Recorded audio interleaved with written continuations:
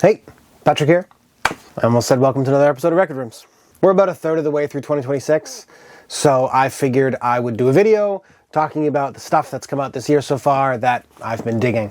These records have all come out this year so far, and I think all of them are worth your attention.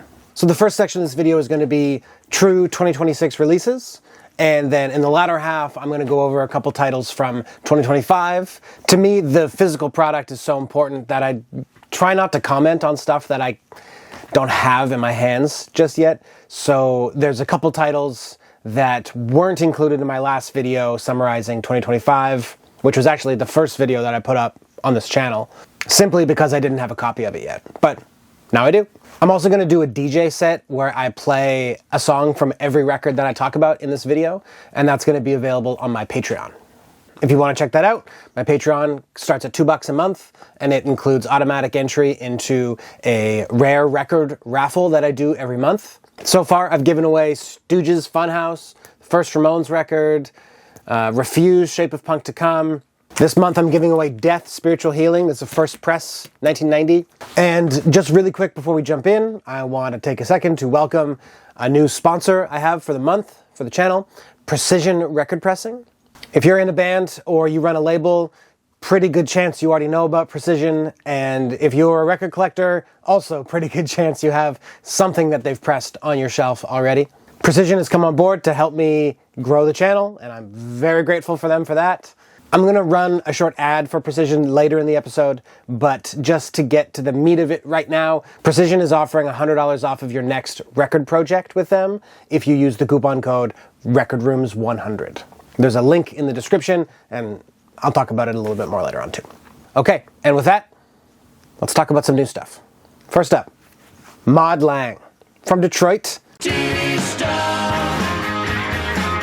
You're a TV star. As you can no doubt tell, they are named after the Big Star song, and that is not a coincidence. This is very good power pop from the school of Big Star. I always go out of my way to check out all the new power pop bands, but I always approach them with some skepticism, simply because of how much I love the genre. But if I had to pick one band from the current revival wave of power pop, I think it would be Mod Lang. I had heard good things before I went to the show, but I didn't listen to them.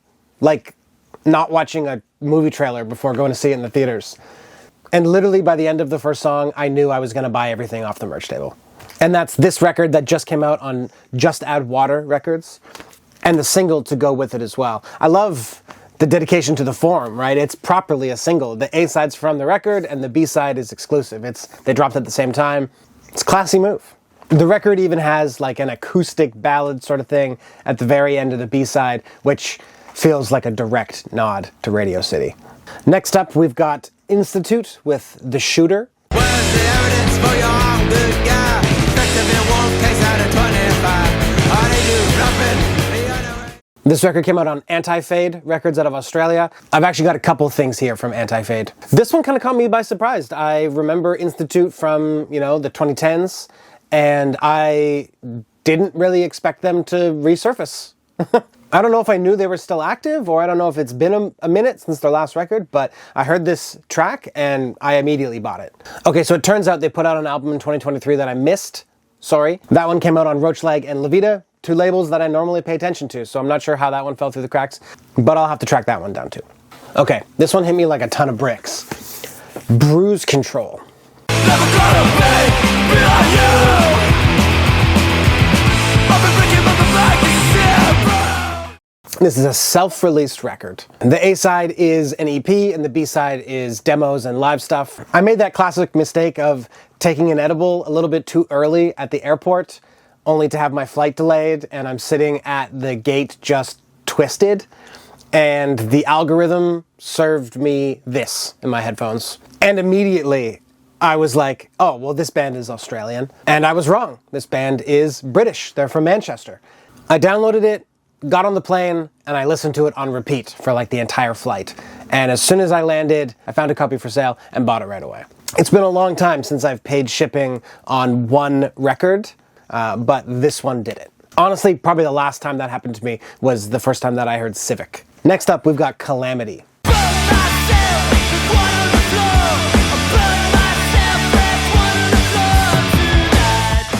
These guys are local to me. I've seen them a number of times. And honestly, it's kind of cut from the same cloth as Bruce Control. It's a lot of riff worship, but I would say that Calamity are a little bit more like maybe traditional rock and roll, sort of like the AC/DC school of thought, and Bruce Control are a little bit more punk adjacent. This is Calamity's first proper full length, and I'm really happy that somebody picked it up to put it out. A&D Records, which is a new label out of Toronto, pressed this. This record is not on Discogs. They don't have a Bandcamp. They should probably get out of their own way and sort one of those things out, but I'll leave it to them. This is a neat one. Twisted Teens.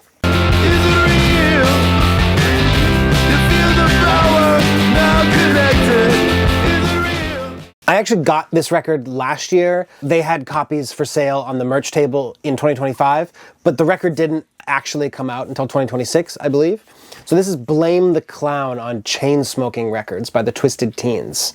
It's not often that I come across a record that's like difficult to describe, but this is kind of a stumper. It's lo-fi, it's catchy, it's soulful, it's kind of prickly, and there's steel guitar all over this record. I'd say that it occasionally overlaps with the Raining Sound for all of those reasons. Not the singles by Raining Sound, but more like the album tracks. This is a super unique record, and it wouldn't surprise me if this band blows up. Okay, here we go. This is a big one. Station Model Violence.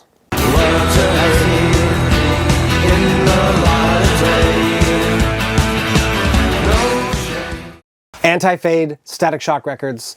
If you follow my channel, you know that I follow these labels. I don't like everything that they do, but I like a lot of what they do. But this one kind of challenged me a little bit. This band kind of came onto my radar about a year ago when they put up a demo on YouTube. And at the time, to me, they were an RMFC side project. If you follow my channel, you know that I really like the band RMFC. And so we've got Buzz playing 12-string guitar on this record, which is like, I'm in. But it wasn't until a little while later that I realized that it was also members of Total Control. And once I kind of put that together and had a really good headphone listen on this record, it all changed. It all clicked. It's almost hypnotic at times. There's a lot of mutual ground with krautrock in that regard. Sometimes it almost sounds like Echo and the Bunnymen. And again, those 12-string guitar parts, I love them. And a complete U-turn from there. I'm sorry if I pronounced this incorrectly. Draumer. It means dreams in Norwegian. This band is from Oslo.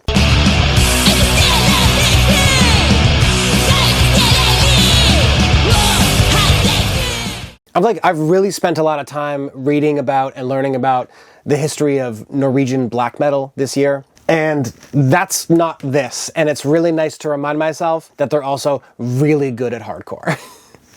I played a show in Oslo a couple years ago with the band that I believe kind of turned into Drummer. It's one of those ones I'm going to have to look up. Astert Smoljord? Astert Sjolmord? Sorry. I believe it's assisted suicide in English. Members of that band have become this band. And so, of course, I immediately picked this up. Raging hardcore. And that brings me to an early favorite for 2026. Poison Ruin, Hymns from the Hills.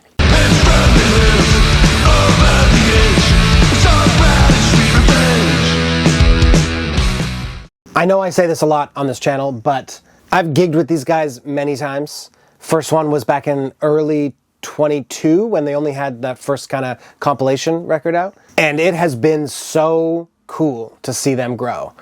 And this feels like a true level up for this band. I like their previous records, but this is the convergence of banging songwriting and ace production. This record is still very punk, but as you can tell by the art, it is heavily like influenced by metal, medieval culture. A lot of Lord of the Rings going on here. And I would say that there's even some elements of black metal especially in like the segues between songs on this record. It's very atmospheric. And I would be very surprised if I am not talking about this record at the end of 2026 as one of the best of the year. That brings me to kind of my next pile here. One of the cool things about doing this channel, where initially I just wanted to talk about the stuff that I like, is I've got bands and labels reaching out to me. And so I want to talk about a couple of records that have come to me. This first one is a band called Repeat from Sweden. Why don't celebrate when your fire burns onto the pain of hate? They're a two-piece band. This is self-released, and I would say it has just the right amount of Husker Du influence. It's not really a reference point that you hear used too often by modern bands, especially not well, but I think this totally hits the mark. And it's also neat because they pressed it on 12-inch and also as a 7-inch. Same songs on both sides. It's a very strange move, but I respect it. Next up from the Mailbox, we've got Mini Skirt. This one came out in 2025, but I missed it. Become a lady or for a drive. Check your reflection while This one landed in my mailbox via my friends at Bad Vibrations Records. It's kind of falls in that sweet spot between Eddie Current and Stiff Richards, which is like honestly a great place to be. Long riffs that are almost always either downstroked or single notes, which, kind of hammers home that Eddie Current reference as well. Really neat record. And this last one came to me after I put up my Power Pop Crash Course video. So the band is called Beauty. I'd do almost anything for you.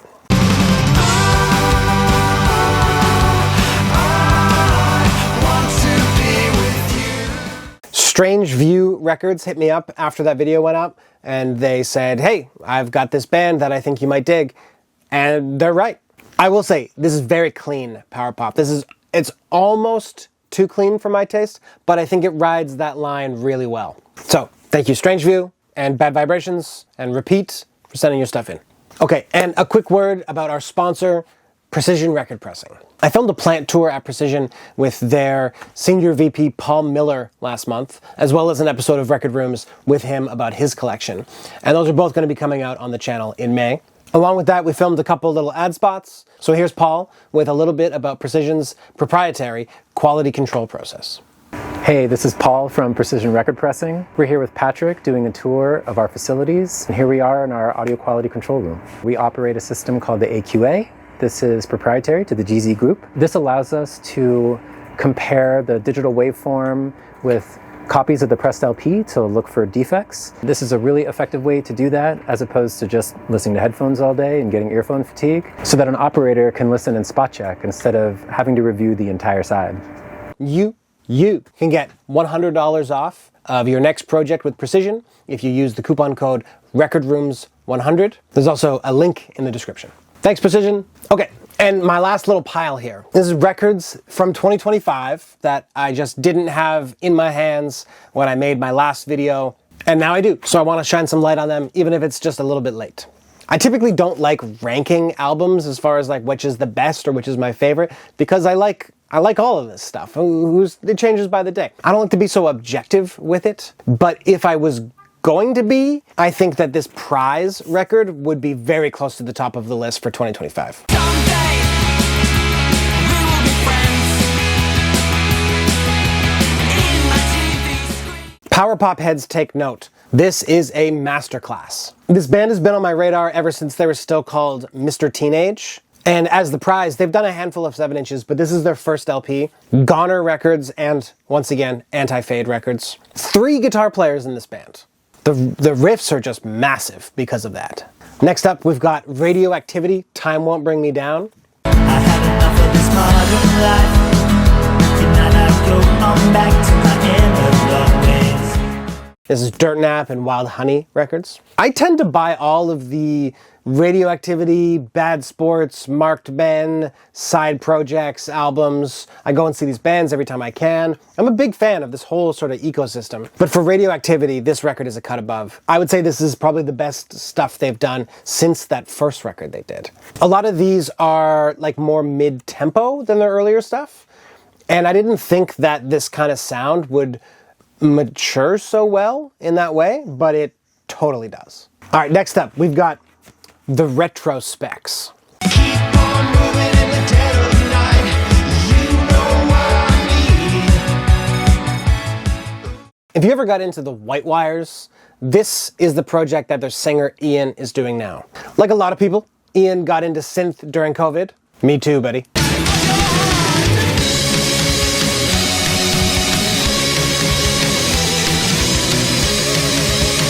And that turned into this band. Earlier this year, I drove out to Ottawa, Ontario to interview Ian, and I also asked him to do a theme song for Record Rooms.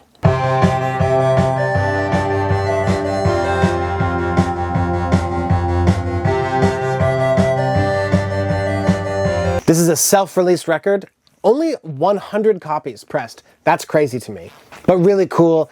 Wall of synths, drum machines, guitars. Basically like if White Wires made a Gary Newman album. Then we've got Citric Dummies.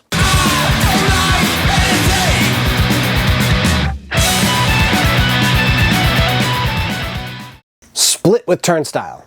Don't worry, no Turnstile involvement. I'd say it's a toss-up between the Dummies and Cruelster for like best troll band out there right now.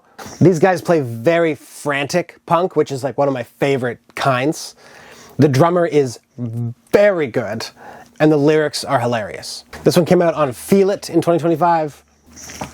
I can't get enough. Okay, and our last record for today, this one really sticks out like a sore thumb, but this is Hedonist. I had to look this one up. Scapulomancy.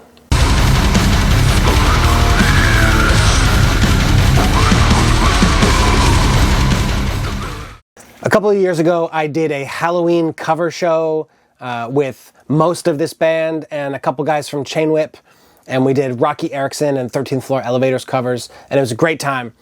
And between that experience and this band's connection with Bootlicker, Hedonist became the Trojan horse of contemporary metal into my life over the past couple of years. They put out a demo on Neon Taste back in 2022, and this is their first release since then. Much like Poison Ruin, they've grown quite a bit. This record came out on Southern Lord Records. They are a touring machine at this point. It's kind of hard for me to comment on death metal because I'm so new to it, but what I can tell you is that I really like this record. I'm gonna have a hard time mixing this into my DJ set along with all this other stuff that I dig this year so far, but hey, that's the way she goes. Okay, cool, so that's my pile of late 2025 and 2026 records so far. I know I've missed some, and I know some others that are on my radar, but I just don't have the physical copies of yet. So do me a favor, go to the comment section and tell me what your favorite release of the year so far is. Maybe I talked about it, maybe I don't know about it yet. I know that there's lots more good stuff coming out in 2026, some of which I'm involved in. Okay, thank you very much, and I'll see you next time.